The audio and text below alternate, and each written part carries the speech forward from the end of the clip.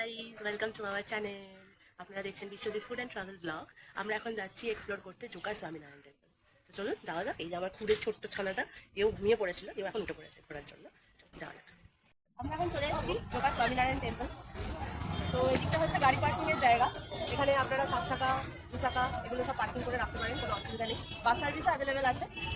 আমতলা সাইডে যাওয়ার যে বাসগুলো রয়েছে মোটামুটি হাওড়া থেকে আপনারা ওই 12C/1 এগুলো পেয়ে যাবেন। এগুলো ধরে কৈলান যাচ্ছে যে বাসগুলো, এগুলো পেয়ে যাবেন, এগুলো ধরে চলে আসতে পারেন, কোনো অসুবিধা নেই। তো আমাদের তো বাড়ির কাছে স্কুটি করেই চলে এসেছি। মোটামুটি জোকা মেট্রো থেকে আরও মিনিট 15 রাস্তা। তো জোকা মেট্রো, তারপর আপনারা ধরুন হচ্ছে কৈলান, তারপরে ভাষাটা হচ্ছে এই স্বামীনারায়ণ টেম্পল। চলুন ঘুরে দেখা যাক। চল ঘুরবি না? চল চল চল চলো চল।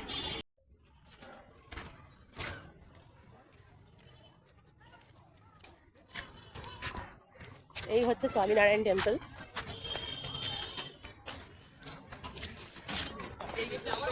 চলো তোমাদের মন্দিরটা দেখানো যাক। এই যে আচ্ছা, এইদিকে হচ্ছে একটা গেট রয়েছে, এই যে সিকিউরিটি বসে আছে, এটা হচ্ছে এন্ট্রি গেট। এখান দিয়েই মানে গাড়ি ঢোকাচ্ছে। এটা হচ্ছে এন্ট্রি গেট, মানে ফার্স্ট গেটটা হচ্ছে এন্ট্রি গেট। আর একদম এইদিকে একটা গেট রয়েছে, এটা হচ্ছে এক্সিট গেট। ঠিক আছে, তো অসুবিধা কিছু নেই, বাস সার্ভিসও ভালোই অ্যাভেলেবেল রয়েছে এখান দিয়ে। আর মোটামুটি এখানে পার্কিং একটা রেট রয়েছে, তোমাদের দেখিয়ে দিচ্ছি। এখানে পার্কিং রেটও লেখা রয়েছে, কত পড়ছে সেটাও দেখিয়ে দিচ্ছি।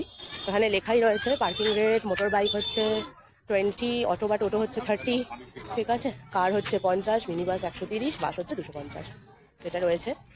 যারা এটা তো মানে রাখতে চাও, দেখতে চাও, ঠিক আছে, এখানটা ভিডিও পজ করে ছবি তুলে নিতে পারো, স্ক্রিনশট তুলে নিতে পারো। আচ্ছা, মন্দিরের টাইমও এখানে লেখা রয়েছে, 7:30 থেকে 12টা, আর হচ্ছে 4টে থেকে 8টা, ঠিক আছে।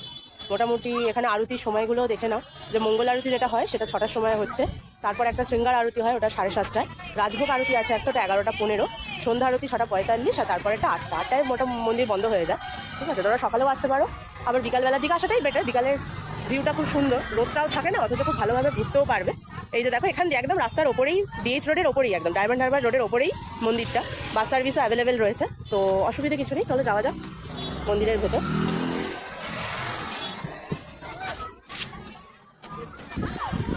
এই হলো স্বামীনারায়ণ টেম্পল। এই যে আমরা স্বামীনারায়ণ টেম্পলের সামনে চলে এসেছি। এই হলো টেম্পল। চলো ওপরটায় ওঠা যাক। এই হলো টেম্পল। চারিদিকটা প্রচুর বাগান দিয়ে সাজানো রয়েছে, ঠিক আছে। শীতকালে তো প্রচণ্ড মানে খুবই ভালো জায়গা ঘোরার একটা। কলকাতার খুব কাছেই রয়েছে, খুব একটা ডিস্টেন্সে নেয়, খুব কম খরচে এখানে চলে আসতে পারবেন। চলো মন্দিরের ওপরে ওঠা যাক। এই হলো স্বামীনারায়ণ মন্দির। স্বামীনারায়ণ মন্দিরের ঐতিহাসিক বিবরণ অনুযায়ী যেটা সকলে জানে, সেটা হচ্ছে যখন স্বামীনারায়ণ মহারাজ এই মানে পথ অতিক্রম করে যখন গেছিলেন, গঙ্গাসাগরে গেছিলেন, তখন এই জায়গাটা আমার ভালো লেগে যায় এবং সেই জন্য এই মন্দিরটা নির্মিত হয়েছে। কিন্তু পরবর্তীকালে বিপিএস যে সংস্থা রয়েছে তাদের পরিকল্পনায় মন্দিরটা নির্মিত হয় এবং 2014 সালে পূজা অর্চনা করে মন্দিরটা উদ্বোধন করা হয়। তো এখানে গোমাতা সেবারও দেখলাম অনেক মানে তারা দান করতে চায়, তো সেরকমও গোমাতা সেবার জন্য বিভিন্ন অনুদানের ব্যবস্থা রয়েছে এখানে। তো কেউ যদি চায় তো করতে পারে, কোনো অসুবিধা নেই। আর মন্দিরের ভেতরে কিন্তু ক্যামেরা মোবাইল একদমই অ্যালাউ নেই। তো মানে মন্দিরের সামনে থেকেও ছবি একদমই তুলতে দিচ্ছে না, সিকিউরিটি রয়েছে। ভেতরে তো একদমই অ্যালাউ নেই, তো তোমাদেরকে এসেই দেখতে হবে মন্দিরের ভেতরটা। এছাড়া মন্দির চত্বর ভীষণই সুন্দর, খুবই পরিষ্কার পরিচ্ছন্ন, খুবই শান্ত, মেনটেন্যান্স খুব সুন্দর। আর এর ভেতর ক্যান্টিনও রয়েছে, তো খাওয়া দাওয়ার কোনো প্রবলেম নেই, তোমাদের বাইরে যেতে হবে না। বিভিন্ন ভেজ আইটেম তোমরা পেয়ে যাবে এখানে।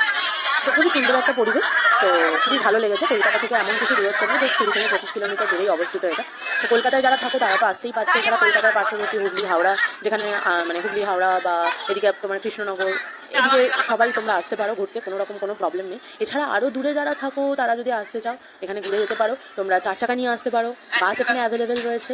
আর যদি বলো যে তোমরা ট্রেন তো সেভাবে এখানে অ্যাভেলেবেল নেই, এখানে তো ট্রেনের কোনো মানে অ্যাভেলেবেল নেই। তাহলে তোমাদের ট্রেনে করে এখানে হয়তো যেটা নামতে হবে সেটা হচ্ছে তোমাদের হয়তো নামতে হবে মাঝেরহাট, ঠিক আছে। মাঝেরহাট থেকে তোমরা অনেক বাস পেয়ে যাবে, যে বাসগুলো তোমাদের ডায়মন্ড হারবার রোডের ওপর দিয়ে ধরো আমতলার দিকে বকখালি যাচ্ছে বা যেগুলো যাচ্ছে সেই দিকের বাসগুলো ধরে তোমরা। এখানে খাবার জায়গাও আছে, অসুবিধা কিছু নেই।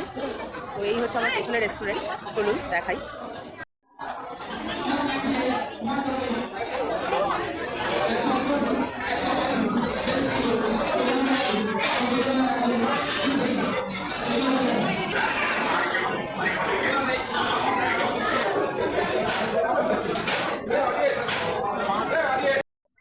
আমাদের তো ঘোরা হয়ে গেছে, তো এবার আমরা বেরিয়ে যাচ্ছি বাড়ি।